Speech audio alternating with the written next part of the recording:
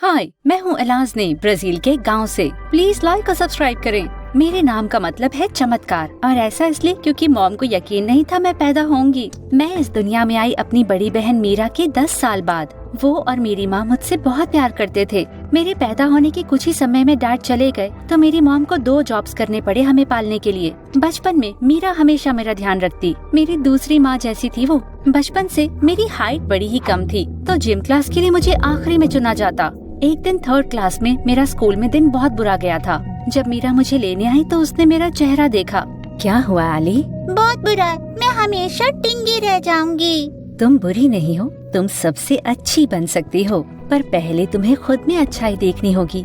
मतलब एक टिंगू प्रेसिडेंट भी बन सकती हूँ? ऑफ कोर्स, बहुत सारे प्रेसिडेंट्स टिंगू हैं, और तुम बढ़ती बच्ची हो। मीरा हमारे गांव की सबसे खूबसूरत लड़की थी, और जब भी हम लोग सड़क पे चलते तो लड़के उसका ध्यान खींचने के लिए गिरते पड़ते रहते थे, पर मैं हमेशा उसे बचा लेती थी। मीरा प्लीज मुझसे शादी करो। हट यहाँ से भोंदू। मीरा और मैं हमेशा साथ रहेंगे हमारे कैंडी कासल में। लड़के अलाउड नहीं है ना मीरा?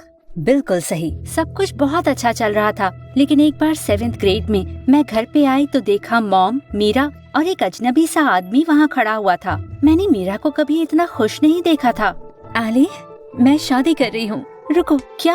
उस आदमी को मीरा का हाथ पकड़े देखा तो मेरा दिल बैठ गया। तुम शादी नहीं कर सकती, मेरे बारे में क्या? और ये आदमी तो बड़ा बदसूरत है। बहुत बदतमीज हो, माफी मांगो अभी।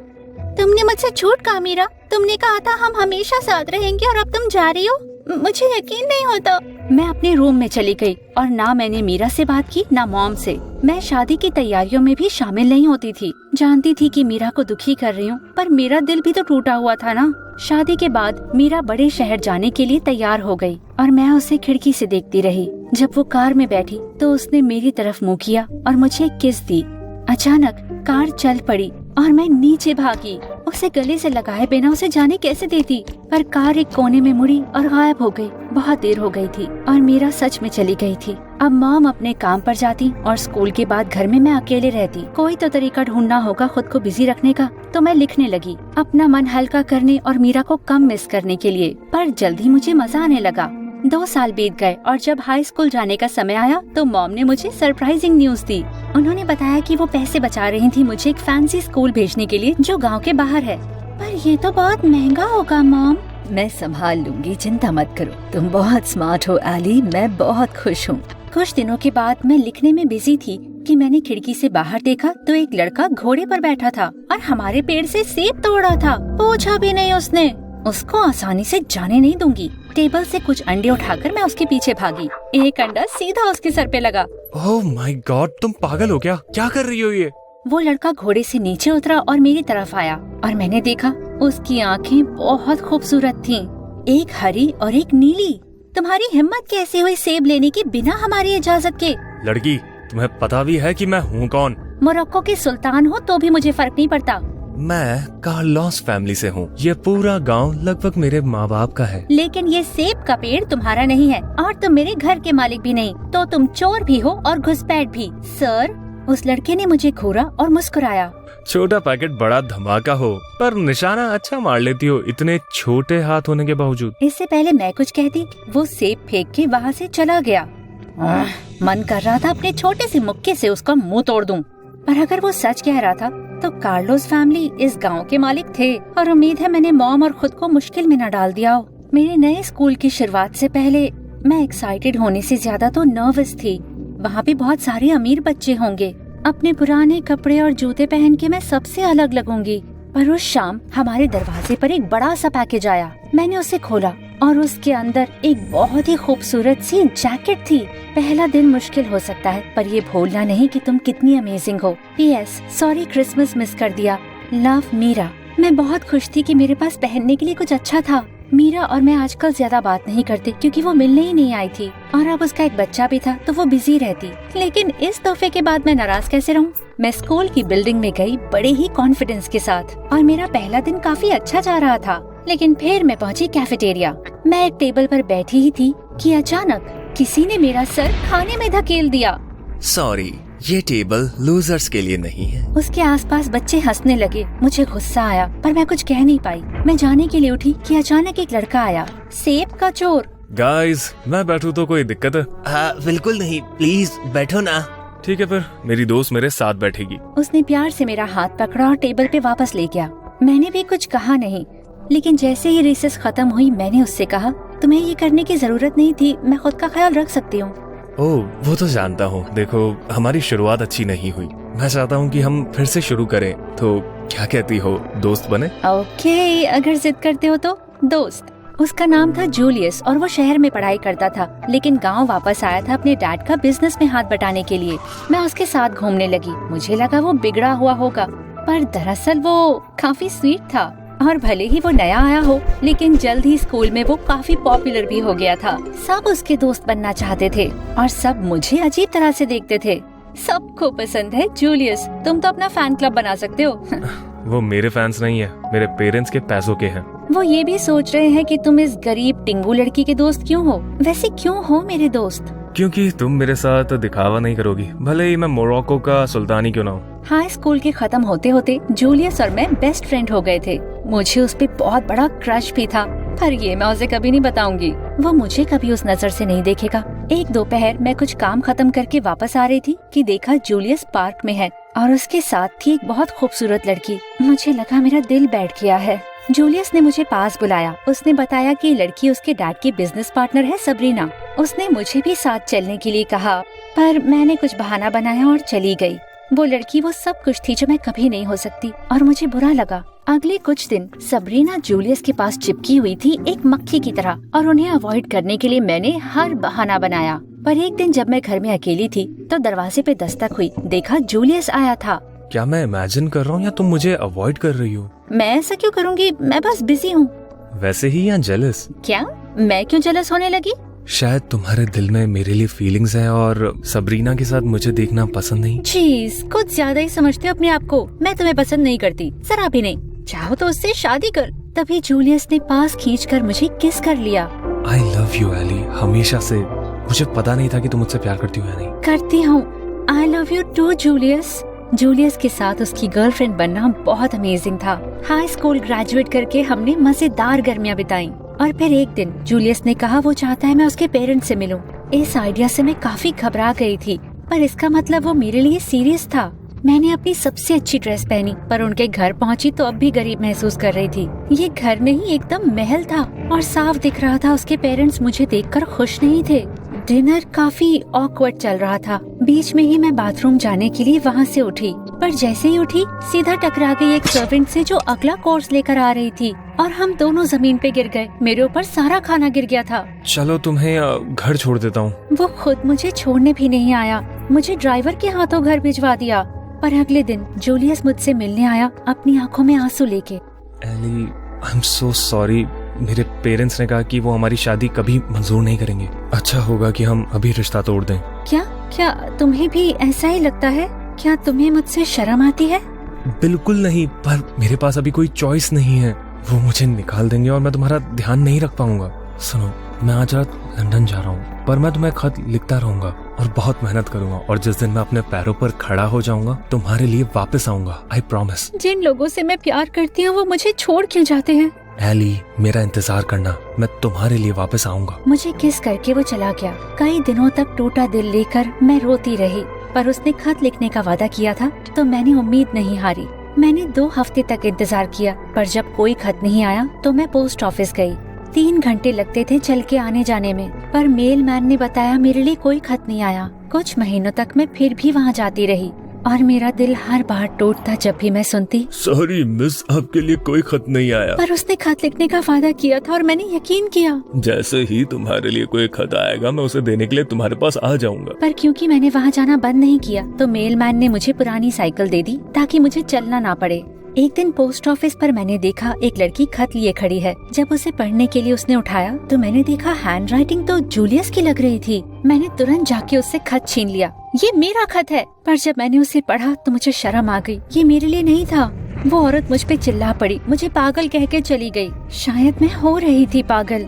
और फिर एक दिन एक आदमी पोस्ट ऑफिस के सामने खत पढ़ रहा था। अचानक उसने खत फाड़ा और चला गया। और मैं सोच में पड़ गई, कहीं मेरा खत उसे गलती से तो नहीं मिल गया। मैं जमीन पे बैठ गई और जल्दी से टुकड़ों को जोड़ने लगी, एक पजल की तरह उन्हें मिला रही थी। बच्चे, मैं ये और नहीं देख सकता, तुम्हें रुकना होगा। मैं रो रही थी तो मेलमैन ने मुझे उठाया और साइकिल पर घर छोड़ दिया। मेरी ये हालत देखकर मॉम भी परेशान थी और पूरी रात मेरे साथ ही रही। कुछ दिनों के बाद मेरी आँख खुली तो मीरा मेरे कमरे में थी। मैंने कूद के उसे गले लगाया, मैं रोने लगी और उसने मुझे अपनी गोद में लिया। एली, मैं तुम्हें लेने आई हूँ, तुम इस तरह अपनी जिंदगी नहीं बिता सकती। पर उसने खत भेजा तो। स्वीटी, 1 साल हो गया है, समय है तुम उसे भूल जाओ। उसकी बात ना मानने की शक्ति भी नहीं थी मुझ में। मेरे बैग मीरा की कार में डाले गए, मॉम ने मुझे गुड बाय किस दिया और मैं गांव से चली गई। अपनी तबीयत संभालने में थोड़ा समय लगा, पर मेरा दिल खुश हो गया मीरा और अपनी भांजी आना के साथ रह के। एक दिन मैं उसके साथ खेल रही थी जब मीरा मेरे कमरे में आई मेरी पुरानी किताबें लेके। मुझे ये तुम्हारे सामान में मिला और एली, तुम्हारी कहानियाँ तो बहुत अच्छी हैं। तुम्हें वापस लिखना शुरू करना चाहिए, मेरे लिए, आना के लिए। पहले तो मैंने कहानी फिर से लिखना शुरू किया सिर्फ अपनी भांजे के लिए, लेकिन मीरा ने मुझे राइटिंग प्रोग्राम्स के बारे में भी बताया जहाँ मैं सीख सकती थी। मैंने पास ही की यूनिवर्सिटी ज्वाइन कर ली और जब तक मैं ग्रेजुएट हुई तब तक मैंने नॉवेल भी लिख ली थी जो जल्द ही पब्लिश होने वाली थी। मैं हैरान थी, पर वो नॉवेल बहुत कामयाब रही और मैं रातों ही रात अमीर हो गई। मैंने शहर में छोटा अपार्टमेंट लिया और मॉम को भी मनाया कि वो मेरे साथ रहने आ जाएं। लाइफ बहुत अच्छी थी। और फिर एक दिन जब मैं बुक साइनिंग इवेंट में गई थी, मैंने वो आवाज सुनी जिससे मेरी धड़कन रुक गई। मुझे एक ऑटोग्राफ मिलेगा प्लीज? मैंने उसकी आंखों में देखा,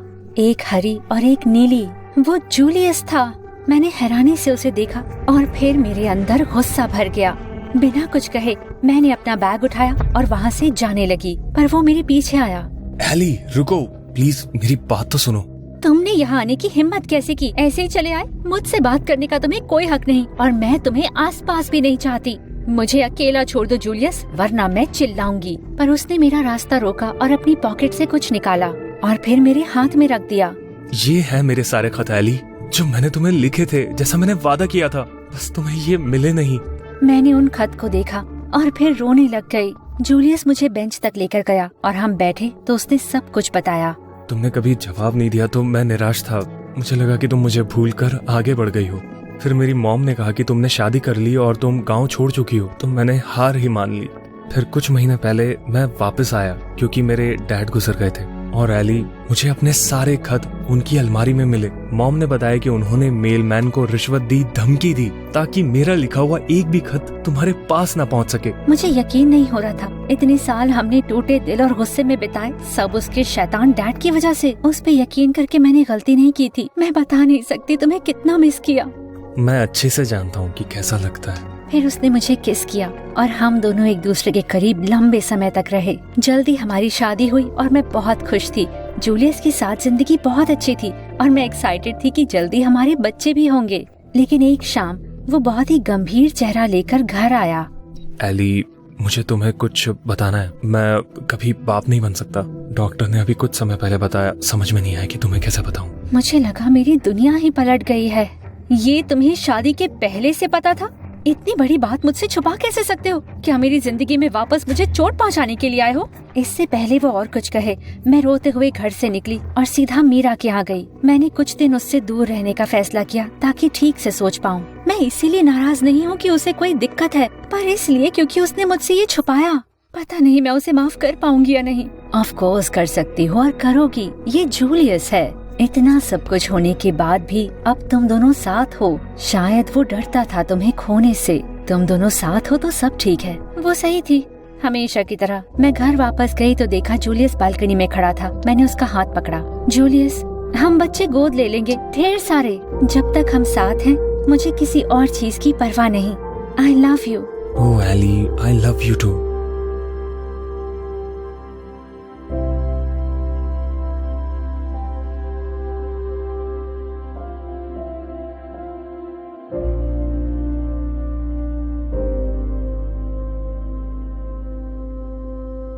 सब्जियों के सेक्शन में खड़े होकर मैं एक एप्पल को देख रही थी कि मेरी नजर सीरियल बॉक्सेस के सामने खड़े एक अजीब से आदमी पर पड़ी। आराम से अपनी शॉपिंग कार्ट में सामान डालकर मैं वहां गई और एक रैक के पीछे छुप गई। अपनी घड़ी से उसका चेहरा स्कैन किया। सस्पेक्ट पहचान लिया गया है। नाम है टोबायस स्टील। जाना जाता है इंडस्ट्रियल एस्पियोनाज और डायमंड हाइस्ट के लिए। ध्यान से आगे बढ़ें। धीरे धीरे मैं अपनी कार्ट टोबायस के पास लेकर गई। हे, मुझे फ्रूट लूप्स के 10 डब्बे पकड़ा देंगे प्लीज? मेरी हाइट बहुत कम है ना। फ्रूट लूप्स तो मुझे सबसे अच्छे लगते हैं। मुझे मीठी चीजें पसंद नहीं। फ्रूट लूप्स तो सबको पसंद आते हैं डूड, सिवाय क्रिमिनल्स के। टोबायस ने मुझे घबरा कर देखा और फिर अचानक उल्टी दिशा में भागने लग गया। मैंने उसके सर पर गेहूं का बोरा फेंका, वो गिरा और मैंने उसे पकड़ लिया। कौन हो तुम? तुम्हारा सबसे बुरा सपना। हाय, मेरा नाम है जेन और मैं CIA की सीक्रेट एजेंट हूँ। MSA को लाइक और सब्सक्राइब करें। मैं बड़ी हुई अपने साइंटिस्ट डैड और जुड़वा बहन कमिला के साथ। मॉम हमें बचपन में ही छोड़ गयी और डैड हमेशा अपने बेसमेंट के साइंस लैब में बिजी रहते, तो हम में करीबी नहीं थी। एक जुड़वा बहन का होना भी कोई खास बात नहीं थी, क्योंकि कमिला और मैं एक दूसरे से बहुत अलग थे। वो बहुत ज्यादा गर्ली थी और लोगों से दोस्ती भी जल्दी कर लेती। बचपन से ही हमारी कभी बनी नहीं। मिडिल स्कूल में हम और दूर हो गए जब उसने स्कूल की बुली कीरा से दोस्ती कर ली और मैंने बॉक्सिंग शुरू कर दी। जल्द ही मैं शहर के सारे कंपटीशन जीतने लगी। मैं बहुत अच्छी थी, इतनी अच्छी थी कि 15 साल की उम्र में CIA ने चुपके से आके मुझे नौकरी पर रख लिया। 3 साल बाद मैं उनकी सबसे अच्छी एजेंट हूँ। ऑफ कोर्स मेरी फैमिली को नहीं पता। उन्हें लगता है कि मैं वियर्ड सी टॉम बॉय हूँ जिसे फ्लैनल शर्ट्स और बुक्स पसंद हैं। एक और क्रिमिनल को पकड़ने के बाद मैं स्कूल कैफेटेरिया में गई कि अचानक कीरा मुझे सूंघने लगी। एव, कचरे जैसी बदबू आ रही है तुमसे। तुमने पिछली बार अपने बाल कब धोए या अपनी आर्मपिट्स कब शेव की? तभी जब तुम दोनों ने मिलकर कोई काम की बात करी थी। और रुको, वो तो कभी हुआ ही नहीं। ओह माय गॉड, चुप रहो। रायन यहाँ पे आ रहा है। कीरा देखो, मेरे बाल तो ठीक है। मेरा लिप ग्लॉस ठीक कर दोगी? कमिला काफी पॉपुलर थी, पर रायन तो हमारे स्कूल का स्टार था। फुटबॉल टीम का कैप्टन, बहुत हैंडसम और बहुत बेवकूफ। ऐसे ही होते हैं ना। कमिला रायन की तरफ जाने लगी, मुस्कुराकर उसे हाय कह रही थी, पर रायन बस मुस्कुरा के चला गया। हाउच, ये तो पेनफुल था। एनीवे, मेरा मिल्क शेक लेकर आ जाओ कैमी, और ऐसे बुद्धू लड़कों पे टाइम वेस्ट मत करो। डेस्परेट लगती हो। कीरा चली गई। कमिला भी जाने लगी थी, पर मैंने उसे रोक लिया। तुम हमेशा उसकी बात क्यों मानती हो? तुम्हारी बॉस नहीं है वो। और तुम बॉस हो क्या? सुनो, अपने काम से काम रखना सीख जाओ, समझी? करो जो करना है। तभी मेरा फोन तेजी से बजने लग गया। मेरा सीक्रेट फोन। मैं जान गई थी कि एक और मिशन का टाइम आ गया है। इस बार ये था किसी बेलिंडा हॉलैंड के बारे में। वो अपने प्राइवेट आइलैंड में एक सीक्रेट लैब चला रही थी। मेरा मिशन था उस लैब का पता लगाकर जानकारी इकट्ठा करना और बताना। और बेलिंडा का बेटा रायन वही लड़का था जिसके पीछे कमिला पागल हो रखी थी। अगले कुछ दिन मैंने रायन के बारे में हर एक चीज नोटिस की। वो फुटबॉल कब खेलता है, नाश्ता कब खाता है और कौन सी लड़कियों से बात करता है, ताकि एक मौका मिल जाए कि मैं जाकर उससे कोई बात शुरू कर पाऊँ और फिर करीब ही बढ़ा पाऊँ। पर जब भी मैं उस पे डोरे डालने की कोशिश करती, कोई ना कोई बीच में आके टांग अड़ा देता। मुझे लग रहा था किस्मत मेरे साथ नहीं है। लेकिन एक रात मैंने कमिला को चुपके से निकलते हुए देखा।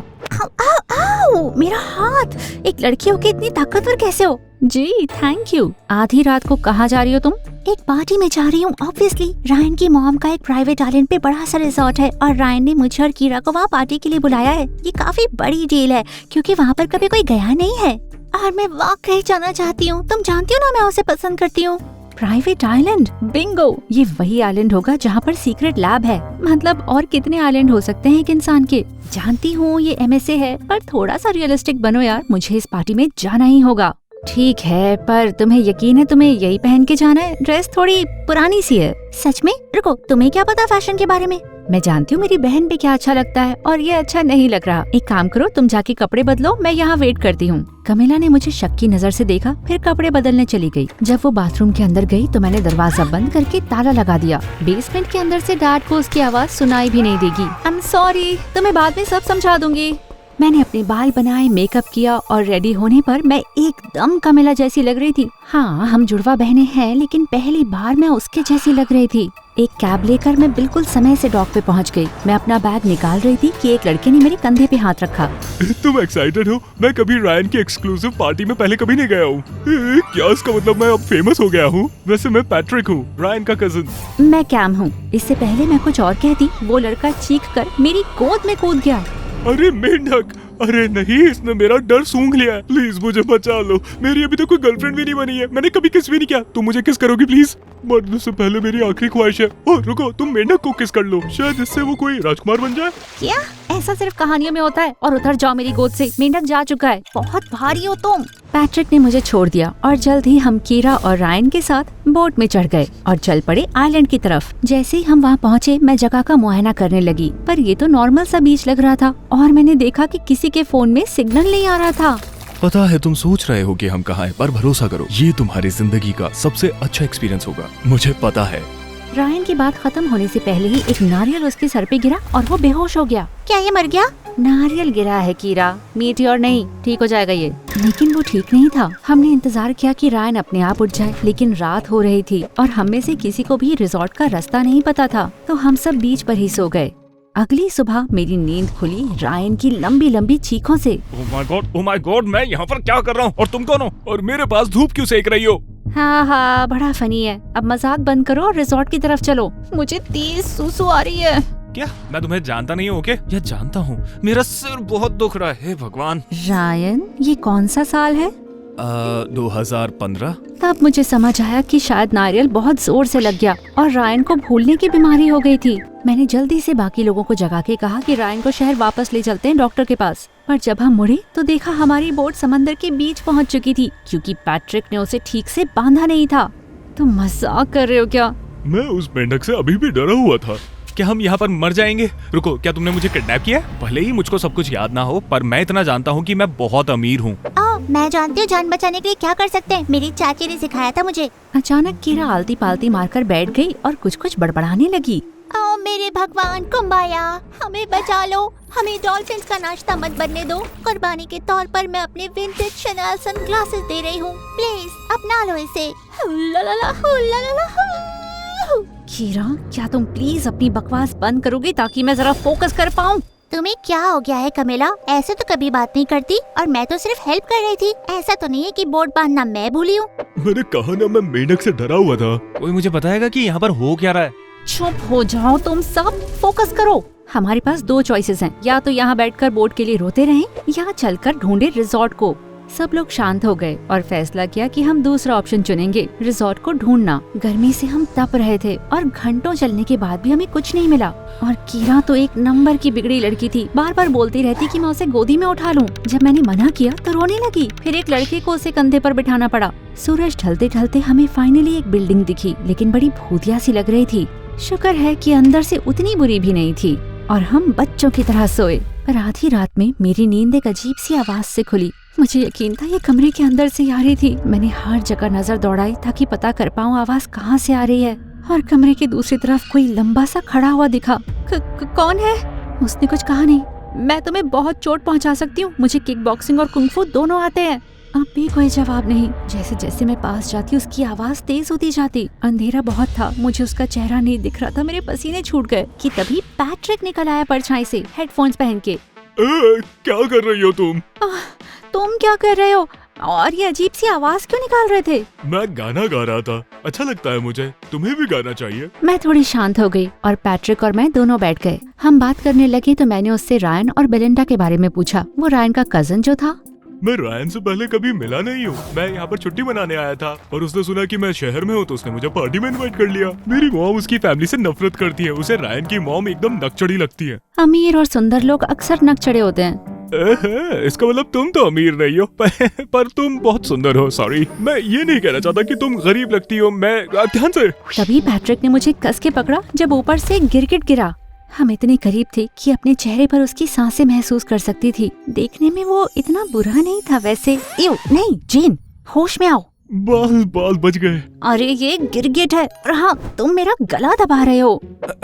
माफ करना। पैट्रिक और मैं फिर सोने चले गए। अगली सुबह मैं कुछ ज्यादा ही जल्दी उठी ताकि जगह पे थोड़े क्लूज ढूंढ लूं कि देखा रायन गायब था। मैंने घर में हर जगह उसे ढूंढा पर मुझे वो कहीं नहीं मिला। मैं जल्दी से बाहर गई, उसे ढूंढने लगी तो देखा रायन एक नारियल के पेड़ के नीचे खड़ा हुआ था। क्या कर रहे हो तुम? सोच रहा हूँ कि अगर यहीं खड़ा रहा तो शायद फिर से एक नारियल मेरे सर पे गिर जाए और मेरी याददाश्त वापस आ जाए।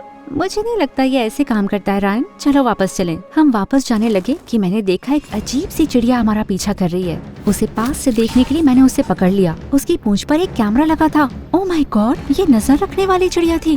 तभी वो चिड़िया जोर जोर से अपने पंख फड़फड़ाने लगी, तेजी से बीप बीप करने लगी और कुछ ही सेकंड में वहाँ एक काली गाड़ी आई जिसमें से 2 गार्ड्स निकलकर हमारी तरफ आने लगे।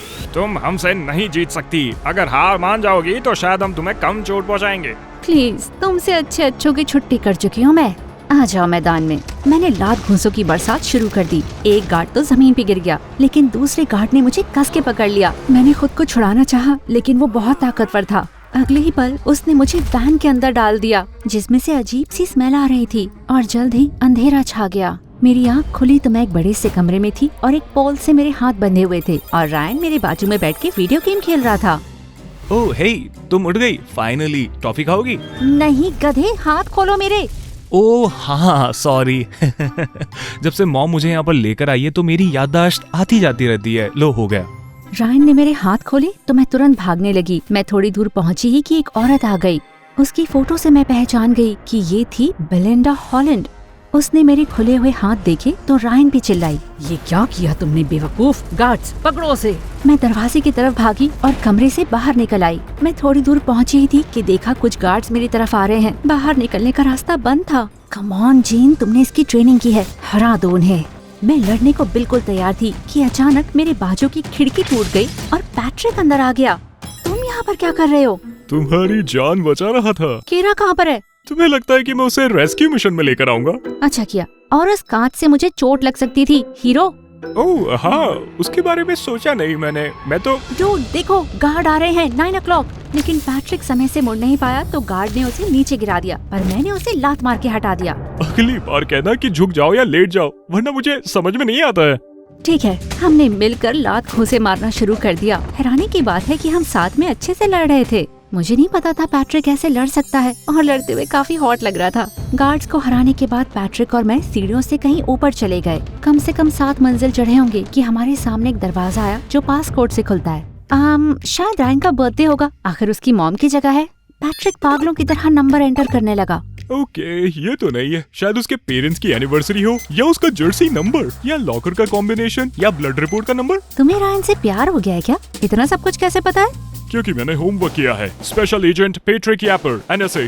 तुम एक एजेंट हो? मैं भी हूँ, CIA। तो तुम रायन की कजन नहीं हो? मैं हूँ, लेकिन मैं एक एजेंट भी हूँ। मेरा मिशन था उसकी फैमिली के करीब रहकर एक सीक्रेट लैब के बारे में पता करना। अब तुम बक बक करना बंद करोगी? मैं फोकस करने की कोशिश कर रहा हूँ। हाँ जरूर। डूड, तुम्हारे जैसा ढीला एजेंट नहीं देखा मैंने। वो मेरा कवर था, मैं ढीला नहीं हूँ। ओके हाँ तुम कहते हो तो। वैसे तुमने मुझे ढूंढा कैसे? मुझे कुछ तेज बीप होने की आवाज आई। आकर देखा कि तुम किडनैप हो रही हो तो तुम्हारा पीछा किया। हाँ, मैं एक लेजर मेज से भी गुजरा, हजारों गार्ड से लड़ाई करी और तुम्हें बचाने आ गया। इतना भी मत फेंको यार। पर रुको, तुम यहाँ पर आए मुझे बचाने के लिए और मिशन को नहीं? क्यों? क्या मतलब क्यों? क्योंकि मैं, ओह माय गॉड, किसी के आने की आवाज आ रही है। लगता है दरवाजा तोड़ना ही पड़ेगा। पीछे हटो। मेरे कुछ कहने से पहले ही पैट्रिक ने लंबी सांस ली और दरवाजे की तरफ बढ़ा, पर वो लोहे का बना था तो वो लड़खड़ा के गिरा सीधा मेरी बाहों में। चलो चलो, सब ठीक है प्रिंसेस। अच्छे के साथ होता है। मैंने पास में एक फायर एक्सटिंग्विशर को देखा और उससे मैंने ताला तोड़ दिया। जब दरवाजा खुला तो हमने जो देखा उससे हमारे होश ही उड़ गए। रूम के बीच में एक बड़ी सी मशीन थी, शायद वो किसी तरह का हथियार था। हम उसे देख रहे थे कि अंदर आ गई बेलिंडा, गार्ड्स और कीरा के साथ। तुम यहाँ क्या कर रही हो? कहा था ना कमरे के अंदर बैठे रहना। अपने प्यार को मुश्किल में पड़ते हुए देखकर मैं चुप नहीं बैठ सकती थी। कमेला, आई लव यू। अगर हम यहाँ से बच गए तो मेरे साथ डेट पर चलोगी तुम? क्या? मुझे लगा था तुम्हें पता होगा। मैंने हमेशा तुम्हें प्यार किया है। मैं जलती थी क्योंकि तुम्हें इस गधे रायन से प्यार था। बुरा मत मानना मैम। नहीं मानूंगी, काम की बात करते हैं। तुम यहाँ से नहीं जाओगी जब तक तुम्हारे डैड मुझे वो केमिकल ना दे दे जो मेरे प्रोजेक्ट को खत्म करने के लिए जरूरी है। कौन सा केमिकल? और इससे मेरा डैड का क्या लेना देना है? बेलिंडा ने बताया कि मेरे डैड दरअसल सरकार के लिए काम करते हैं। जो केमिकल बेलिंडा को चाहिए था वो सिर्फ डैड ही बना सकते थे। इसीलिए मैंने रायन से कहा था तुम्हें यहाँ बुलाए ताकि तुम्हारा इस्तेमाल करके तुम्हारे डैड से काम करवा लूं। लेकिन बदकिस्मती से मेरा बेवकूफ बेटा याददाश्त खो बैठा और मुझे नहीं पता था तुम एक एजेंट हो, तो इससे भी थोड़ी दिक्कत तो आ गई। एक टिप देती हूँ, साथ दो तो तुम्हारे साथ नरमी बरतूंगी। मेरे पास भी आपके लिए एक टिप है मैम। मुँह को मत देखो, हाथ को देखो। ये कह के मैंने बेलिंडा के चेहरे पे जोर से मुक्का मारा जिससे वो पीछे जाकर गिर गई। इसके साथ ही पैट्रिक ने वो हथियार उठाया और रेलिंग के पास चला गया। एक कदम भी आगे बढ़ाया तो इस चीज को मैं नीचे फेंक दूंगा। पैट्रिक, तुम तो परिवार हो बेटा। काहे का परिवार? मेरे आने से पहले आपको ये भी नहीं पता था कि मैं हूँ कौन। अपने गार्ड से कहो कि अपने हथियार छोड़ें और कीरा को छोड़ें अभी। बेलिंडा ने मन मारते हुए गार्ड्स को इशारा किया। जब उन्होंने हथियार नीचे रखे तो मैंने एक गार्ड से फोन लेकर अपनी टीम को कॉल किया। कुछ ही मिनटों में मेरी टीम हेलीकॉप्टर में आई। बेलिंडा को गिरफ्तार कर लिया, लैब को हिरासत में ले लिया और हथियार को भी। रायन को भी पूछताछ के लिए ले जाया गया। जब सब कुछ खत्म हुआ तो पैट्रिक, मुझे और कीरा को वापस ले जाया गया जहां डैड मेरा इंतजार कर रहे थे। मैं तुरंत उनके पास भागी। आपने कभी बताया क्यों नहीं आप गवर्नमेंट के लिए काम करते हो डैड? तुमने भी तो नहीं बताया कि तुम एक जासूस हो। कुछ चीजें ऐसी ही होती हैं। पर जेनी, मुझे तुम पर गर्व है। Thanks dad. रुको, तुम कमीरा नहीं हो? नहीं, मैं हूँ। इससे पहले मैं कुछ कहती, कमीरा पागलों की तरह मुझे मारने लगी। कौन करता है ये अपनी बहन के साथ? मुझे बंद करके मेरा फोन लेके चली गई। तुम जानती हो मैं अपने फोन के बिना नहीं रह सकती। आओ, आई एम सॉरी, पर ये जरूरी था। आओ, कसम से तुमने खुद को दोबारा खतरे में डाला ना, मार दूंगी तुमको। क्या तुम रो रही हो? मैं खुश हूँ तुम यहाँ हो। जब तक मैंने अपने परिवार से मुलाकात खत्म करके अपनी टीम को सब कुछ बताया, पैट्रिक वहाँ से चला गया था। मैं उसका शुक्रिया अदा नहीं कर पाई, ये भी नहीं बता पाई कि उस पे थोड़ा सा क्रश है मुझे। इस ऑपरेशन को हुए कुछ हफ्ते बीत गए और मुझे बताया गया कि बेलिंडा ने अपने सारे गुनाह कबूल कर लिए हैं। वो एक एनिमी ऑर्गेनाइजेशन के लिए काम करती थी। रायन को उसके डैड के पास जर्मनी भेज दिया गया और हमसे वो कभी नहीं मिला। कीरा ने फाइनली कमिला को डेट के लिए पूछा, पर बदकिस्मती से कमिला वैसा फील नहीं करती थी, तो दोनों ने तय किया थोड़े दिनों के लिए दूर ही रहते हैं। दूसरी ओर मैंने पैट्रिक कहाँ है पता लगाने की हर कोशिश करी, पर ऐसा लग रहा था जैसे वो हवा में गायब हो गया हो। फिर एक दिन मैं कॉफी शॉप में थी कि मुझे एकदम से आवाज आई, मेरा सिर। पैट्रिक, तुम यहाँ क्या कर रहे हो? तुम्हारे कपड़ों को क्या हुआ? मैं थोड़ा गुम गया था, फिर दूसरे रास्ते निकल गया और फिर कीचड़ में गिर गया। फिर 2 मिनट के बाद फूलों की दुकान पर तुम्हारे लिए गुलदस्ता लेने के लिए गया। फिर वहाँ पर भी किसी चीज से वहाँ पर मैं फिसल गया। पर मैं जानता था कि तुम यहाँ पर आना पसंद करती हो, तो सोचा यहाँ कर देखूं, और तुम मिल गई। तुम्हें कैसे पता मैं यहाँ आती हूँ? मेरा पीछा कर रहे हो क्या? ऐसे कह रही हो जैसे पीछा करना बुरी बात है। जिस इंसान की तुम परवाह करते हो, अगर तुम उसका पीछा करते हो तो उसके बारे में चीजें पता चलती जो उसे खुद पता नहीं होती। देखो, मैं तुम्हें पसंद करता हूँ जेन। मैं जानता हूँ कि मैं थोड़ा सा भोंदू हूँ और थोड़ा ढीला हूँ, उल्टी सीधी बातें करता हूँ, पर मैं उम्मीद कर रहा था कि मैं तुम्हें अच्छे से जान सकूँ। फिर कीरा ने तुम्हें डेट के लिए पूछा और अरे एक मिनट रुको, कीरा को मेरी बहन पसंद थी कमिला। मुझे तो लड़के ही पसंद हैं, खासकर ढीले वाले। सच में? हाँ, पर तुम दोबारा ऐसे गायब नहीं हो सकते। ठीक है, अब तुम्हें किस कर सकता हूँ, स्पाई की तरह। पैट्रिक ने मुझे कमर से पकड़ा और किस करने के लिए आगे बढ़ा, पर पता नहीं कैसे उसका बैलेंस बिगड़ा और हम दोनों नीचे गिर गए। ऐसा तो होना ही था। हाय, मैं हूँ एनाबेल और मेरा एक सीक्रेट एडमायरर है जिसने मेरी दुनिया पलट के रख दी। पर आगे बढ़ने से पहले प्लीज लाइक और सब्सक्राइब करें। स्कूल में मैं कभी इतनी पॉपुलर नहीं थी। किसी अच्छे रीजन के लिए तो नहीं। मेरी बहन लेनोर और मैं ऐसे पेरेंट्स के साथ बड़े हुए जो कि गॉथ कपल की जीती जागती तस्वीर थे। वो होते हैं ना जो हमेशा बड़े काले काले कपड़े पहनते हैं, पार्क में कौवों को खाना खिलाते हैं, और एक बार मेरी माँ ने डेंटिस्ट को नकली फैंग्स लगाकर डरा भी दिया था। ऐसे ही है वो। लेकिन यकीन करोगे, मेरे पेरेंट्स मेरी सबसे बड़ी प्रॉब्लम नहीं है, बल्कि वो तो बहुत अच्छे हैं और हमें बहुत सपोर्ट करते हैं। हाँ, हम बाहर जाते हैं तो लोग हमें घूरते हैं, फुसफुसाते हैं, लेकिन हमें उसकी परवाह नहीं है। हमें आपस में बहुत मजा आता है। लेकिन ये मजा रुक गया जब लेनोर और मैं एलिमेंट्री स्कूल गए। हमेशा की तरह हम गॉथ गेटअप में थे, काले कपड़े, काले जूते, काले बैकपैक्स। मेरा पालतू मकड़ा सैम मेरी पॉकेट में भी आ गया। जैसे ही हमारे पेरेंट्स ने हमें स्कूल छोड़ा, बाकी बच्चे हमें देख के हंसने लगे और बातें बनाने लगे। देखो, जुड़वा बहनी, तुम्हारी मम्मी वैम्पायर है क्या? क्या तुम्हारी डैड फ्रैंकेनस्टाइन है? लेनोर को इतनी शर्म आई कि वो भागकर झाड़ियों में छिप गई। मुझे अकेला छोड़ दो बदतमीज। एक बदतमीज लड़के को मैंने रास्ते से हटाना चाहा, पर वो हिला ही नहीं। तभी मेरी जेब से सैम उछलकर उसके मुंह पे जाके चिपक गया। वो लड़का पागलों की तरह चीख चीख के वहाँ से भाग गया। प्रिंसिपल को पता चला और मुझे 2 हफ्तों के लिए सस्पेंड कर दिया गया। उस रात लेनोर ने हमारे पेरेंट्स से नए कपड़ों के लिए भीख मांगी, जिद में रोने लगी, खाना खाने से भी मना कर दिया, और जब वो नहीं माने तो उसने घर में पॉप म्यूजिक बजाई और जोकरों जैसे कपड़े पहन के घूमने लगी। ये म्यूजिक इतनी खुशी वाली है, मेरा दिमाग गल रहा है। इतने सारे रंग और ये अजीब से कपड़े, मेरी आंखें जल रही हैं। प्लीज बंद करो इसे। अगली सुबह तक लेनोर की बात मान ली गई। मॉम और डैड उसके लिए ढेर सारे कपड़े लेकर आए। मेरा सस्पेंशन खत्म होने पर मैं स्कूल वापस गई, लेकिन हैरान हो गई देख के कि लेनोर पॉपुलर और स्कूल की सबसे अच्छी कपड़े पहनने वाली लड़की थी। लंच में मैंने उसके साथ बैठना चाहा, पर इस लड़की स्टेला ने मुझे ऐसे देखा जैसे मेरे 3 सर हों। क्या कर रही हो तुम क्रीपी क्रॉली? तुम यहाँ नहीं बैठ सकती, अजीब लोग अलाउड नहीं है। मैंने लेनोर को देखा और उसने बस कंधे झटकाए। तुमने सुन लिया, कहीं और जाके बैठो। जैसे जैसे साल बीते, लेनोर और उसकी BFF स्टेला और ज्यादा पॉपुलर होते गए। हमारे हाई स्कूल में आते आते वो चीयर लीडिंग टीम के कैप्टन हो गए थे। क्लास में सबसे अच्छे नंबर उनके आते और सारे लड़के उन्हें डेट करना चाहते। वो तो परफेक्ट थे, लेकिन मैं एकदम कबाड़। मैं दोस्त बनाना चाहती थी, पर हमेशा गड़बड़ कर देती। जैसे मेरे 14th बर्थडे पर मैंने बड़ी सी पार्टी रखी और क्लास में सबको इनवाइट किया। बर्थडे की थीम थोड़ी भूतों वाली थी और मुझे लगा था कि ये सबको पसंद आएगी। पर जैसे ही बच्चों ने हैप्पी बर्थडे गाना बंद किया, मैंने अलमारी का दरवाजा खोला और ढेर सारे चमगादड़ उड़े और ऐसा लग रहा था कि वो बच्चों पर अटैक कर रहे हैं। सारे बच्चे डर गए और चीख के भागने लगे, भाग के घर से ही चले गए। अगले दिन स्कूल में बच्चे मुझे देखकर फुसफुसा रहे थे और मुझसे बात ही नहीं कर रहे थे। खैर जाने दो, उनकी जरूरत भी किसे है, मेरे पास सैम है। हाँ वही मकड़ा। अरे यार, सबके सब इतने प्यारे जानवर से डरते क्यों है? सैम के साथ मजा तो आता था, पर कभी कभी अकेलापन महसूस होता था। पर मुझे लगा नहीं था कि मेरी जिंदगी में इससे भी बड़ा मैस हो सकता है। पर किस्मत के तो कुछ और ही इरादे थे। वैलेंटाइंस डे के दिन रिसेस के दौरान मैं हॉलवे में गई और देखा लेनोर और स्टेला के आसपास ढेर सारे लड़के खड़े हैं, गिफ्ट्स और फ्लावर्स लेके। मेरे साथ डेट पर चलो स्टेला, मैं तुम्हें फरारी ला कर दूंगा। मेरी वैलेंटाइन बनो लेनोर, मैं तुम्हें बहामास लेकर चलूंगा।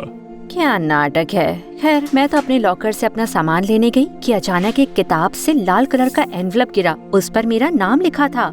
है ये क्या है? मैं बहुत एक्साइटेड थी, पर मैंने ऐसा दिखाया नहीं। मुझे वैलेंटाइन कार्ड मिला है। क्रीपी क्रॉली का कोई सीक्रेट एडमायरर है। स्टेला ने मेरे हाथ से एनवलप छीन लिया और फिर तमाशा करने लग गई। अचानक सब मुझे घूरने लगे। हे, वापस दो इसे, प्राइवेट है ये। स्टेला ने एनवलप लेनोर की तरफ फेंका, जिसने उसे सबके सामने खोलकर पढ़ना शुरू कर दिया। मेरी प्यारी एनाबेल, तुम हो चमकता सितारा, हीरे की तरह। तुम्हारी जैसी कोई और लड़की है ही नहीं। जिसने भी ये लिखा है वो अंधा है और एकदम बेवकूफ। मैंने लेटर वापस छीनना चाहा, पर स्टेला बीच में आ गई। तुम हो डिबेट की दीवा, मेरी लीडिंग लेडी, डांसिंग क्वीन और फ्यूचर क्लास प्रेसिडेंट। तुम्हें देखता हूँ तो मेरा दिल दुखता है। तुम्हारा सीक्रेट एडमायरर। लेनोर, स्टेला और बाकी सारे कूल बच्चे मुझ पर हंसने लग गए, पर मैं हैरान थी। 2 दिन पहले ही तो मैं डिबेट टीम में गई थी। ड्रामा क्लब में तो मुझे गधे की बट का रोल मिला था और मैं किसी के सामने नाचने से शर्माती थी। और वैसे भी मैं क्लास प्रेसिडेंट बनूं, इसके चांस तो 0 से भी कम थे। और तभी जैक, स्कूल न्यूज़पेपर का एडिटर, मेरे सामने आके प्रकट हो गया। वैलेंटाइंस डे के लिए मुझे ये लेटर अच्छा लग रहा है। तुम्हें तो अच्छा लगेगा ही भोंदू, क्या पता तुम्ही ने लिखा हो। मैंने नहीं लिखा, कसम से। जिसने भी लिखा है उसका दिमाग खराब है। हाँ, वो 1 नंबर का पागल है। लेनोर ने लेटर फाड़कर उसे कचरे के डब्बे में फेंक दिया। वो मेरा था, चुड़ैल। तुम कितनी स्टूपिड हो एनाबेल। तुम्हारा कोई सीक्रेट एडमायरर नहीं है। कोई मजाक कर रहा है तुम्हारे साथ। शायद लेनोर सही थी, किसी ने मजाक किया होगा। मुझे लगा मैं कितनी बड़ी लूजर हूँ। जब सब लोग चले गए तो जैक ने कचरे के डब्बे से लेटर निकाला और उसे वापस जोड़ दिया। भूल जाओ उन्हें, तुम्हारा वाकई कोई सीक्रेट एडमायरर होगा। मैं उसे ढूंढने में हेल्प करूं? दिन भर जैक ने मुझसे ढेरों सवाल किए कि मैं किन लड़कों से मिली हूँ, किन से बात करी है, क्लास में मैं किसके पास बैठती हूँ। अपने सवालों की बारात लेकर वो मेरे घर भी आ गया। शुरू में जैक थोड़ा अनोइंग लगा, लेकिन मुझे अच्छा लगा कि किसी को तो मुझ में इंटरेस्ट आया। मुझे यकीन है कि वो ड्रामा क्लब या डिबेट टीम में होगा। तुम्हें उसे अपने पास लाना होगा। अब वो कैसे करूँगी मैं? आसान है, अगर तुम्हें किसी पर शक हो तो आंख मार के मुस्कुराना, ऐसे। ये कह के जैक बड़ी टेढ़ी मेढ़ी सी शक्ल बनाने लगा और तभी लेनोर मेरे कमरे में आ गई। तुम बेवकूफ अभी भी उस सीक्रेट एडमायरर की तलाश में हो। असली नहीं है वो। मेरा सीक्रेट एडमायरर स्टूपिड नहीं है। तुम हेल्प नहीं करना चाहती तो चली जाओ यहाँ से। ठीक है, करती हूँ मदद। फिर ये नहीं कहना तुम्हारे लिए कुछ करती नहीं। लेनोर ने रात भर मुझे सिखाया कि लड़कों से फ्लर्ट कैसे करते हैं और अगले दिन मैं लग गई काम पे। पहला स्टॉप ड्रामा क्लब। मैंने ड्रामा टीचर से पूछा कि क्या मैं लीड रोल कर सकती हूँ। हैरानी की बात है कि मुझे मिल गया। रिहर्सल में मुझे क्यूट लड़का मिला जो शायद मुझ में इंटरेस्टेड था। हॉल में वो मुझे घूर रहा था तो जैक के पास जाके मैं हंसने का नाटक करने लगी। जैक, तुम कितने फनी हो।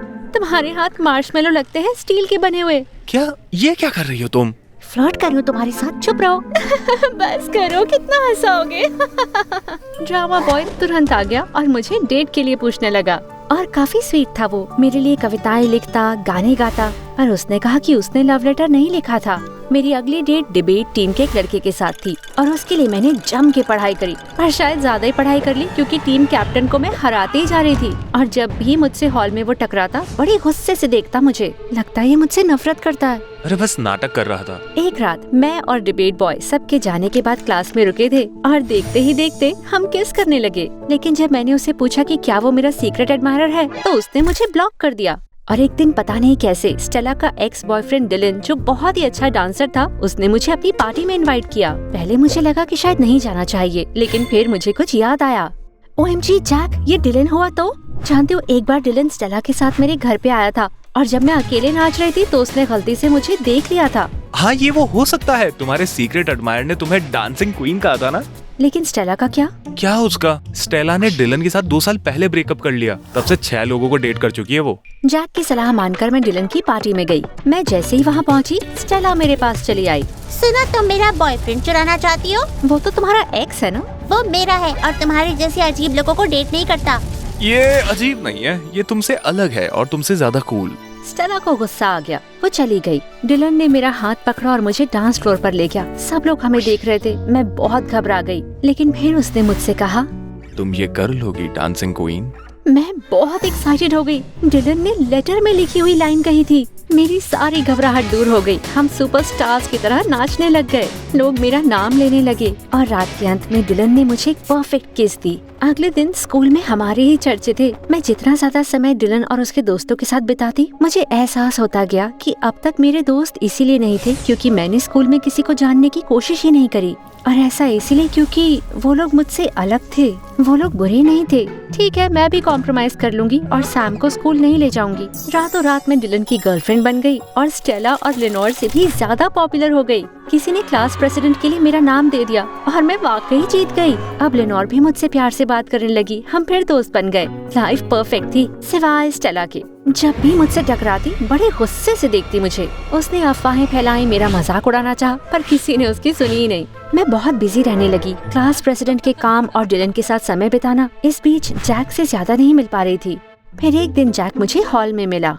तो क्या पता चला? क्या डिलन तुम्हारा सीक्रेट एडमायरर है? शायद, मैंने पूछा नहीं उससे। फिर मैंने अपना लॉकर खोला और देखा एक और लाल एनवलप पड़ा है अंदर मेरे सीक्रेट एडमायरर से। मैं उसे खोलने लगी पर थोड़ा हिचकिचाई। अगर मेरा सीक्रेट एडमायरर डिलन नहीं हुआ तो? तभी अचानक स्टेला वहाँ पे आ गई। मेरे हाथ से उसने लिफाफा छीना और भागने लगी सीधा डिलन के पास। हे डिलन, बुरी खबर सुनाने के लिए माफी चाहती हूँ, लेकिन तुम्हारी क्रीपी क्रॉली गर्लफ्रेंड तुम पर चीट कर रही है। स्टेला ने डिलन को लव लेटर दिखाया। डिलन, ये वैसा नहीं जैसा दिखता है। स्टेला लेटर जोर जोर से पढ़ने लगी। प्यारी एनाबेल, माफ करना इतने टाइम तक दूर रहा। तुमने काफी मेंढकों को किस किया है, पर अब सब खत्म हुआ। स्कूल के बाद मुझे चेयर्स के नीचे मिलना और मैं तुम्हें अपना चेहरा दिखाऊंगा। लव, तुम्हारा सीक्रेट एडमायरर और इकलौता सच्चा प्यार। क्या मैं एक मेंढक हूँ? ऐसा ही लग रहा है बुद्धू। चुप रहो स्टेला। चलो एनेबल, तुम्हारा सीक्रेट एडमायरर वेट कर रहा है। मुझे समझ नहीं आ रहा था क्या करूं। मैं डिलन का दिल नहीं तोड़ना चाहती थी। डिलन, जब तुमने मुझे अपनी डांसिंग क्वीन कहा, मुझे लगा वैलेंटाइन वाला लेटर तुमने लिखा था। मुझे लगा तुम मेरे सीक्रेट एडमायरर हो। क्या फर्क पड़ता है किसी लेटर से? तुम्हारे पास मैं हूँ ना। डिलन सही कह रहा था। वो प्यारा था पर मेरा सच्चा प्यार नहीं। मुझे माफ कर दो डिलन, मैं जानना चाहती हूँ वो कौन है। मैं तुम्हारी परवाह करता हूँ एनेबल। काश तुम अपना मन बदल लो, पर अगर तुम्हें मुझसे प्यार नहीं है तो अभी चली जाओ यहाँ से। डिलन को थैंक्स बोल के मैंने उसे गाल पे किस दी और फिर स्टेला के हाथ से लेटर छीना और भाग गई। अपने किए का बुरा लग रहा था, लेकिन मुझे अपने सीक्रेट एडमायरर से मिलना था। उसकी नजर मुझ पर तब पड़ी जब सब मुझे अनदेखा करते थे। मुझ में कभी हिम्मत नहीं आती नए दोस्त बनाने, स्कूल के प्ले के लिए ऑडिशन देने या स्कूल प्रेसिडेंट बनने की। अगर उसने लेटर नहीं भेजा होता। जैक और मैं दरवाजे से निकले और सीधा कुर्सियों के नीचे चले गए। हम वहाँ पहुँचे तो जैक मेरी तरफ मुड़ा। मैं तुम्हारा सीक्रेट एडमायरर हूँ एनेबल, हमेशा से मैं ही था। जैक मुझे किस करने के लिए आगे बढ़ा, पर मुझे कुछ ठीक नहीं लगा। मेरे पेट में कोई तितलियां नहीं उड़ी, बल्कि मुझे तो गुस्सा आ रहा था। क्या इतने दिनों से तुम मुझसे झूठ बोल रहे हो? अगर तुम मुझे पसंद करते थे और पहला लेटर तुमने भेजा था, तो इतने लड़कों के पीछे मुझे क्यों भगाया? नहीं, ये तो बस एक थोड़ा छोटा सा गेम था। मैं चाहता था तुम बाहर का पहले कूड़ा देख लो ताकि मैं तुम्हें परफेक्ट लगूं। तुम्हारे इस फालतू गेम की वजह से मैंने डिलन का दिल तोड़ दिया। मुझे इतना गुस्सा आया कि मैंने जैक को धक्का मार दिया। अरे यार, स्टेला ने ये नहीं बताया था कि इतनी मुश्किल होगी। स्टेला? उसका इससे क्या लेना देना?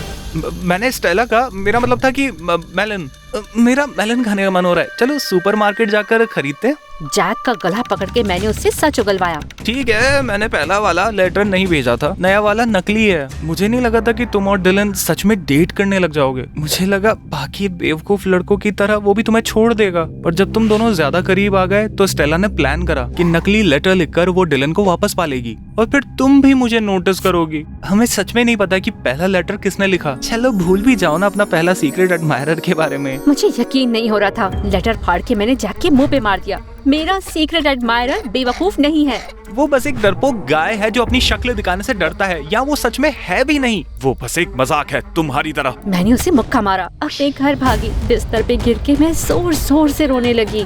हे, क्या हुआ क्रीपी क्रॉली? तुम्हें क्या चाहिए लिनोर? मैंने सुना स्टेला और जैक के साथ क्या हुआ। I am really sorry. सही कह रही थी तुम, नहीं है मेरा कोई सीक्रेट एडमायरर। ये सब कुछ एक मजाक था। मैं ही बेवकूफ थी जो देख नहीं पाई। अकेला छोड़ दो मुझे। इसके बाद ये सब भूलकर मैं आगे बढ़ी। मेरे पेरेंट्स ने मेरा मूड अच्छा करने के लिए नया कॉफिन दिलाया। लिनोर का बर्ताव और अच्छा हो गया और डिलन और मैं फिर से दोस्त बन गए। जैक ने हफ्तों मुझसे माफी मांगी, लेकिन जब सैम ने उसकी नाक पे काटा, वो दुम दबा के भाग लिया। मुझे लगा ये सीक्रेट एडमायरर वाली बात खत्म हो चुकी है, लेकिन एक रात मैं एक पार्टी से वापस आ रही थी। क्लास प्रेसिडेंट बनने के बाद मैं बहुत पार्टीज में जाती थी। एनीवे, मैं आई और इतनी थक गई थी कि सो गई। और फिर आधी रात को मेरी नींद खुली। समझ नहीं आया कि मैं हूँ कहाँ पर, लेकिन फिर मुझे एहसास हुआ कि मैं मॉम के होम ऑफिस में थी। उनकी टेबल के नीचे बैठी थी। खिड़की से आ रही चांद की रोशनी में हर चीज जगमगा रही थी। मैंने अपने हाथों में देखा तो मैंने कुछ पकड़ा हुआ था। ये मेरी मॉम का इंक पेन था। दूसरे हाथ में एक लाल पेपर था जिसमें कुछ लिखा हुआ था, और मेरे पास पड़े थे कुछ लाल एनवेलप्स। मेरा दिल बैठ गया। अब मुझे समझ आया कि हो क्या रहा था। मेरी प्यारी एनाबेल, मैंने काफी समय से कोई लेटर नहीं लिखा क्योंकि अब तुम्हें मेरी जरूरत नहीं है। एक आखिरी बार खत लिख रही हूँ ये बताने के लिए कि मुझे तुम पर गर्व है कि तुमने इतना कुछ हासिल कर लिया, और मुझे यकीन है कि आगे भी करोगी। लव, तुम्हारी सीक्रेट एडमायरर। वैसे ये मेरी हैंडराइटिंग नहीं थी, पर मैं जानती थी ये मैंने ही लिखा है अपने लिए। बचपन में मैं नींद में चलकर दीवारों पर कुछ कुछ लिखा करती थी। शायद वो आदत वापस आ गई। मैंने ही नींद में पहला लेटर लिखा था खुद के लिए। इस पूरे समय मैं ही अपनी सीक्रेट एडमायरर थी। अजीब हो या नहीं, पर मैं ही थी खुद की चीयर लीडर। मुझ में कॉन्फिडेंस आया, दोस्त बनाए, क्लास प्रेसिडेंट बन गई। सही किया यार। मैंने उस लेटर को मोड़कर कचरे के डब्बे में फेंक दिया। फाइनली खत्म हुआ ये किस्सा। ओ हाँ, एक और बात, प्रॉमिस करना ये किसी को बताओगे नहीं। पिंकी स्वेयर करो, ये हमारा सीक्रेट है। एक और बात, क्या मैं डिलन को कॉल करूं? कमेंट करके बताओ।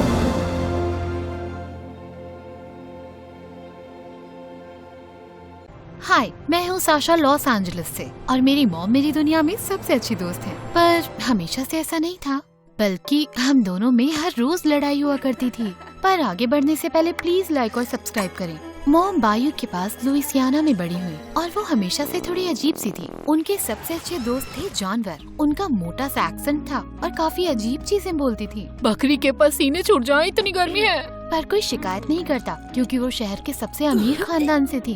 वो मेरे डैड से हाई स्कूल में मिली, दोनों को प्यार हुआ, शादी हुई, और फिर मैं हुई। और जब मैं 5 साल की थी तो डैड ने मॉम से विनती की कैलिफोर्निया जाने के लिए। हमारे नए घर में आने के कुछ हफ्तों बाद ही मैंने देखा मॉम अजीब तरह से बिहेव कर रही थी। आधी रात को वो सड़कों पर ऊपर नीचे चलती, खिड़की से घूरती और डैड की स्टडी में चुपके से घुसती। एक दिन मैंने मॉम से इसके बारे में पूछा।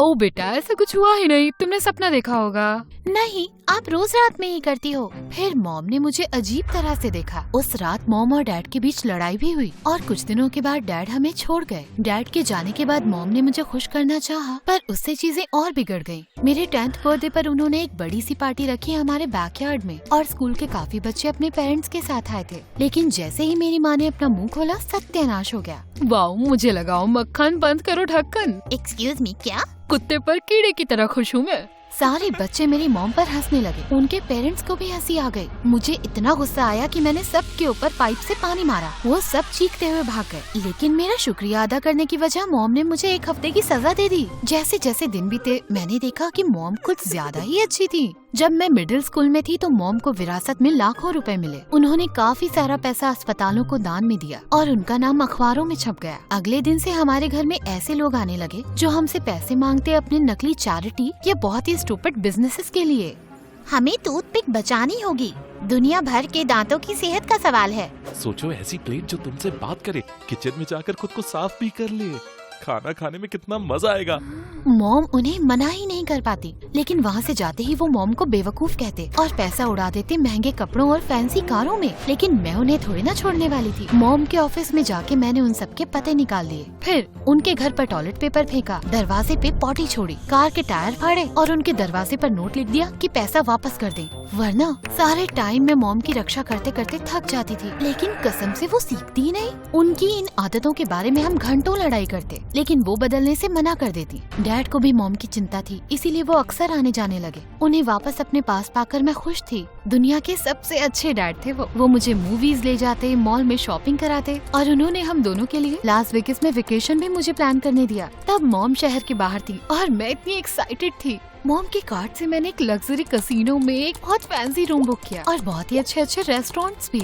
मेरी बेटी को सबसे अच्छी चीज मिलनी चाहिए। हम एयरपोर्ट में आए ही थे कि मॉम आ गई और उन्होंने सब बिगाड़ दिया। ट्रिप कैंसिल करके वो मुझे घर वापस ले गयी। एक हफ्ते बाद मैंने डैड को कॉल करके मॉम की तरफ से माफी मांगी। तुम्हारी मॉम पागल है, मैं उन्हें झेल नहीं सकता। इस हफ्ते मिल सकते हैं हम? सॉरी, मैं बिजी हूँ, कभी और मिल लेंगे। मैं उन्हें कॉल करके प्लान बनाने की कोशिश करती रही, पर वो हमेशा कहते कि वो बिजी हैं। और जब मेरे 15 बर्थडे पर उनका फोन नहीं आया, मुझे बहुत बुरा लगा। मॉम ने मुझे मेरे कमरे में रोते हुए देखा। अगले दिन उन्होंने कहा कि मुझसे कोई खास मिलने आया है। मैं तेजी से नीचे भागी। मैं जानती थी वो डैड है, पर उसकी जगह वहाँ था एक मोटा सा सुअर। उसका नाम सैम था। उन्होंने कहा कि अब से वो मेरा नया बेस्ट फ्रेंड है। सैम घर में मेरे आगे पीछे घूमता, मेरा होमवर्क खा जाता, हर जगह पॉटी करता। पर कुछ समय बाद मुझे उससे प्यार हो गया। हर रोज पड़ोस में हम लंबी सैर पर जाते, और आप सोच ही सकते हो शहर में मैं सबको पागल लगती थी, सिवाय मेरे पड़ोसी जॉश के। वाओ कूल, ये सुअर है? नहीं शार्लॉक, ये यूनिकॉर्न है। मैं इसे हाथ लगा लूं? नहीं। हफ्तों तक जब भी जॉश मुझे सैम के साथ घूमते देखता, मेरे पास भागा आता बात करने के लिए। एक बार मेरे लिए आइसक्रीम भी लेकर आया। गर्मी है ना, मुझे लगा तुम्हें अच्छी लगेगी। पता नहीं था तुम्हें कप में चाहिए या कोन में। अरे नहीं, ये तो पिघल रही है। ओहो, तुम्हारी उंगलियां चिपचिपी हो गई। मैं ठीक हूँ, कोई बात नहीं। आई एम सो सॉरी, गलती हो गई। मैं इससे बेहतर कर सकता हूँ। रुको, मैं तुम्हारे लिए कप लेकर आता हूँ। और एक बार जॉश लाया एक हैट, पॉप्सिकल, एक सैंडविच और पिज्जा और एक टी शर्ट जिस पर हमारी शक्लें थी। हाँ, वो थोड़ा अनोइंग था और अजीब चीजों के बारे में बात करता था। मुझे उसका साथ अच्छा लगने लगा। छोटा सा क्रश भी हो गया उस पर। फिर मैंने उसे सैम को छूने भी दिया। सच में छू लूं? हाँ, लेकिन ध्यान से, ये शर्माता बहुत है। जॉश ने सैम को छुआ। सैम को गुस्सा आया तो उसने जॉश को झाड़ियों में खदेड़ दिया। उसका घुटना छिल गया तो वो बच्चों की तरह रोने लगा। मॉम ने सब कुछ देख लिया तो जॉश को अंदर बुलाया और हमेशा की तरह मुझे शर्मिंदा कर दिया। अरे तुम तो बटन की तरह क्यूट हो। तभी शाशा बारिश में नाचते मोर जैसी हो गई है। जॉश तो एकदम कंफ्यूज हो गया। मॉम, मैं तो सच कह रही हूँ बेटा, तुम एक थाली के चट्टे बट्टे जैसे हो। अब मुंह सड़ाना बंद करो, सबको पता है तुम्हें ये लड़का बहुत पसंद है। मुझे इतनी शर्म आई, मन कर रहा था खुद को एक डब्बे में बंद करके भेज दूं अपने आप को साइबेरिया। शुक्र है मॉम आखिरकार रूम से गई और जॉश एक पागल जोकर की तरह मुस्कुराने लगा। तुम मुझे ऐसे क्यों देख रहे हो? मैं भी तुम्हें पसंद करता हूँ। जल्द ही जॉश और मैं डेट करने लगे, लेकिन जब उसके पेरेंट्स को पता चला तो वो खुश नहीं थे। बात और भी बिगड़ी जब मेरी मॉम ने जॉश की मॉम को खुद का मजाक उड़ाते हुए सुना। उस औरत की कोई क्लास ही नहीं है, कैसे बकवास कपड़े पहनती है और उसकी बेटी महा खुरापाती है। मॉम जॉश की मॉम के पास गई और एकदम पागलों की तरह चीखने लगी। ज्यादा उड़ो मत तुम, अगर मेरी बेटी के बारे में ऐसे बात करती रही तो एक रैप्टा मारूंगी। क्या कहा तुमने? मुझे कुछ समझ नहीं आया। शायद तुम्हें ठीक से भाषा सीख लेनी चाहिए। जॉश की मॉम वहाँ से गई और अपने दोस्तों के साथ हंसने लगी। मॉम ने एक पाई उठाई और जॉश की मॉम के मुंह पे दे मारी। जॉश की मॉम ने खरबूजा उठा के मॉम की तरफ फेंका और फिर दोनों पिंजरे में फंसी बिल्लियों की तरह लड़ाई करने लगी। जॉश ने उन्हें रोकना चाहा, पर गलती से उसकी आंख पर किसी की कोनी लग गई। फिर कुछ सिक्योरिटी गार्ड्स वहाँ आए और उन दोनों को बाहर कर दिया। पुलिस ने आकर उन दोनों को एक वार्निंग दी। उस रात जॉश ने मुझे एक बहुत बुरा टेक्स्ट भेजा। उसमें लिखा था, हाय, मैं अब तुम्हारा बॉयफ्रेंड नहीं रह सकता, सॉरी। मैंने जॉश को कई बार फोन किया पर उसने नहीं उठाया। मैं उसके घर गई पर उसकी मॉम ने मुझे घुसने नहीं दिया। मेरा दिल टूट गया। मॉम ने मुझे प्यार करना चाहा पर कोई फर्क नहीं पड़ता। सच तो ये है कि उन्हीं की वजह से मेरी जिंदगी खराब हुई। मुझे उनसे नफरत होने लगी थी। मैं चाहती थी कि वो बदलें, पर ऐसा होगा नहीं। लेकिन फिर चीजें थोड़ी बदलने लगी। मुझे शहर के एक बहुत ही फैंसी स्कूल में एडमिशन मिला और वहाँ मुझे कोई जानता नहीं था, तो ये अच्छा मौका था नई पहचान बनाने का। मैंने अपने बाल बदले, नए कपड़े लिए और शीशे में कूल बनने की प्रैक्टिस की। जब स्कूल शुरू हुआ तो एक बहुत ही अमेजिंग चीज हुई। पॉपुलर लड़कियों को मैं पसंद आई। मैं चीयर लीडिंग टीम में भी आ गई और एक हैंडसम से लड़के ने मुझे डेट के लिए पूछा। लेकिन हॉलवे में जॉश को देखकर मैं हैरान हो गई। मेरी तरह वो भी नया स्टूडेंट था। उसने हाय कहना चाहा पर मैंने उसे इग्नोर किया। अब मैं उसकी लीग से बाहर थी। लाइफ परफेक्ट थी, पर मॉम ने फिर सब बिगाड़ दिया। मैं लेसी और बाकी चीयर लीडर्स के साथ घूम रही थी कि मॉम स्कूल में मुझे लेने के लिए आई। उस औरत को तो देखो, उसके कंधे पर छिपकली है क्या? अरे नहीं, वो सुअर को घुमा रही है क्या? वो मॉम पर हंसने लगे। मैं भी उनकी तरह बनना चाहती थी तो मैं भी हंसने लगी। सही कह रहे हो। वो कितनी घिनौनी है। पहले मुझे बुरा लगा पर मैं नहीं चाहती थी कि सब मुझे अजीब समझे। मैंने अपने दोस्तों को दूर करना चाहा पर मॉम ने मुझे देख लिया और पास आ गई। कितने अच्छे हो तुम सब, मेंढक की चमकती खाल जैसे प्यारे। तुम्हारे दोस्तों से मिलकर अच्छा लगा साशा। और फिर बहुत बुरी चीज हुई। सैम ने जाकर लेसी के जूतों पर पॉटी कर दी। घर जाते वक्त मैं गुस्से से उबल रही थी। रात भर मैंने मॉम से बात नहीं की। अगला दिन स्कूल में और भी बुरा था। लेसी और बाकी बच्चे मॉम के बारे में बात कर रहे थे। कौन थी वो पागल औरत और उसे तुम्हारा नाम कैसे पता? मैंने झूठ कहा कि मॉम मेरी नौकरानी है। वो बहुत गरीब और एकदम पागल है तो अकेली नहीं रह सकती, इसीलिए मेरे साथ रहती है। और मेरे असली पेरेंट्स एक बहुत बड़ा बिजनेस चलाते हैं। हर हफ्ते अपने प्राइवेट जेट में एक नए देश में जाते हैं। तुम्हारे लिए तो बुरा है, बदबू आती है उससे। मैं तो उसे कब का नौकरी से निकाल रही थी। हाँ पता है, काफी मुश्किल है पर मुझे आदत हो गई है। जॉश ने मुझे लेसी से बात करते हुए सुन लिया और 10 मिनट बाद मुझे मेरे लॉकर पर घेर लिया। तुम्हारी दिक्कत क्या है साशा? अपनी मॉम के बारे में ऐसी बात कैसे कर सकती हो? तुम्हें क्यों चिंता है? तुमने तो उन्हीं की वजह से मुझसे ब्रेकअप किया। ऐसा नहीं है, चीजें थोड़ी उलझी हुई हैं। तुम्हारे स्टूपिड चेहरे की तरह। ये मेरे पेरेंट्स की जिद थी। उन्होंने कहा अगर मैं तुम्हें डेट करता रहा तो वो मेरे स्कूल की फीस नहीं देंगे, ना ही मुझे पॉकेट मनी देंगे और ना कार खरीदेंगे। तुमसे ब्रेकअप करना मेरी जिंदगी की सबसे बड़ी गलती थी। मुझे दुख है उस बात का। मुझे लगा मेरे पास कोई चारा नहीं था, पर मैं गलत था। मुझे लगता है हम अब भी डेट कर सकते हैं, पर अगर डेट ना भी करना चाहो तो कम से कम दोस्त तो रह ही सकते हैं। मेरे पास बहुत दोस्त हैं। मुझे चिंता है तुम्हारी। उन गधों के साथ दोस्ती करने के लिए तुम्हें कुछ और होने का दिखावा नहीं करना चाहिए। कम से कम उन गधों ने मेरा साथ नहीं छोड़ा जब चीजें थोड़ी मुश्किल हो गयी। मैं चली गई। यकीन नहीं हो रहा था कि जॉश मुझे जज कर रहा था। समय के साथ साथ मैं मॉम को इग्नोर करती गई और सारा समय दोस्तों के साथ बिताती। फिर मुझे डैड का कॉल आया, कहा कि मैं स्कूल के बाद उनसे मिलूं। वादा करो अपनी मॉम को नहीं बताओगी। अब तक तो पता चल गया होगा वो एकदम पागल है। मैं सालों से तुमसे मिलने की कोशिश कर रहा हूँ पर वो मिलने ही नहीं दे रही थी। मैं डैड से एक कैफे में मिली। हमने घंटों बातें की। उन्होंने बताया कि वो एक बहुत बड़े आर्टिस्ट बन गए हैं, दुनिया घूमते हैं और बहुत सारा पैसा कमाते हैं। पर मुझे नहीं याद कि मैंने कोई पेंटिंग देखी है उनकी। उन्होंने गर्मियों में मुझे अपने साथ घूमने के लिए बुलाया। फिर एक अजीब सा आदमी आया और डैड बहुत नर्वस हो गए। आई लव यू हनी, मुझे जाना होगा पर वादा करता हूँ मैं सब कुछ ठीक कर दूंगा। डैड ने मुझे गले से लगाया और उस आदमी के साथ चले गए। डैड को जाते हुए देखकर अचानक मुझे लगा कि मैं फिर से 5 साल की हो गई हूँ। मेरी आंखों से फूट फूट कर आंसू बहने लगे। मुझे गुस्सा आ रहा था कि मैंने डैड के साथ इतने साल गंवा दिए सिर्फ मॉम की वजह से।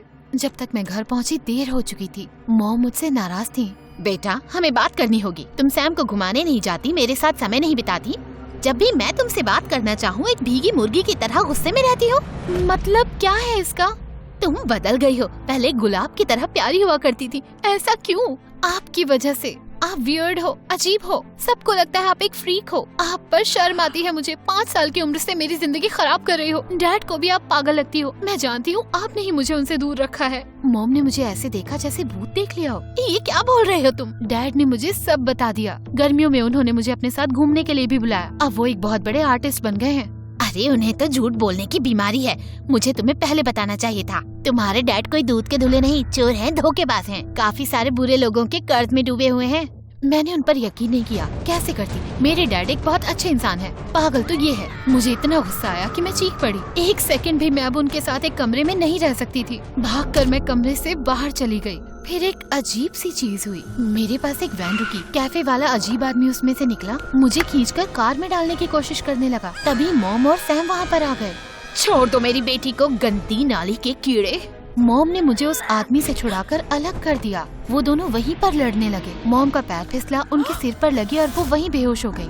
सैम ने उस आदमी को काट लिया और वो चीखते हुए वहाँ से भाग गया। कुछ पड़ोसियों ने एम्बुलेंस बुला दी। जब हम हॉस्पिटल पहुँचे तो वो मॉम को इमरजेंसी सर्जरी के लिए ले गए। पुलिस ने कहा कि उन्होंने उस आदमी को शहर छोड़ते वक्त पकड़ लिया। उसने और डैड ने प्लान बनाया था मुझे किडनैप करके फिरौती लेने का। उन्हें मेरे डैड के कंप्यूटर पर एक नोट भी मिला जिसे वो मॉम को भेजकर मुझे वापस करने के बदले में 2 मिलियन मांगने वाले थे। पुलिस ने दोनों को गिरफ्तार करके जेल में डाल दिया। मुझे बहुत बुरा लगा। मेरा रोना नहीं रुक रहा था। मैं मुड़ी तो जॉश वहाँ था। उसने मुझे कस के गले लगा लिया। ये सब मेरी गलती है। मॉम ने मुझे डैड के बारे में सच बताया लेकिन मैंने यकीन ही नहीं किया। खुद को दोष मत दो साशा, हम सब गलतियाँ करते हैं। मुझे यकीन है तुम्हारी मॉम को पता है कि तुम उनसे प्यार करती हो और अब तुम उनके साथ हो।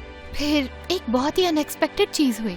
मेरी मॉम के एक्सीडेंट की खबर फैल गई थी और वेटिंग रूम में बहुत सारे लोग आ गए थे। उन सब ने मुझे अपनी कहानी बताई कि कैसे मॉम ने उनकी मदद करके उनकी जिंदगी बदली। तुम्हारी मॉम जितनी अक्लमंद तो कोई भी नहीं। उन्होंने मेरे बिजनेस में तब पैसा लगा जब कोई भी नहीं था। उन्होंने हमें खुद पर भरोसा दिलाया और अब देश का नंबर 1 एल्बम हमारा ही है। मैं हैरान रह गई देख के कि मॉम ने कितने लोगों की जिंदगियों को छुआ था। कहा था ना तुम्हारी मॉम खास है। फिर डॉक्टर ने आकर हमें बहुत बड़ी खुशखबरी दी। सर्जरी कामयाब हुई। 1 हफ्ते बाद मॉम को हॉस्पिटल से छोड़ दिया गया। जब वो घर आई तो मैं इतनी खुश थी, मैंने उन्हें कस के गले लगा लिया। अरे दैया तुम्हें क्या हो गया है? मैं खुश हूँ कि आप ठीक हो। मैंने जो कहा उसके लिए मुझे माफ कर दीजिए। मैं आपसे बहुत प्यार करती हूँ। आप मुझे शर्मिंदा नहीं करती। मुझे गर्व है कि आप मेरी माँ हो। मैं जानती हूँ कि आप मुझसे प्यार करती हो। चलो लौट के बुद्धू घर को आए। मैं तो बारिश में नाचता मोर हूँ। इसका क्या मतलब है? इसकी छुरी में ज्यादा धार नहीं है ना। बत्ती तो जल रही है पर घर कोई नहीं है। मजाक कर रही हूँ, तुम बहुत अक्लमंद हो। मैं जॉश के पास गई। मैं उसे किस करने ही वाली थी कि अचानक सैम बीच में कूद पड़ा और मेरा गाल चाटने लगा।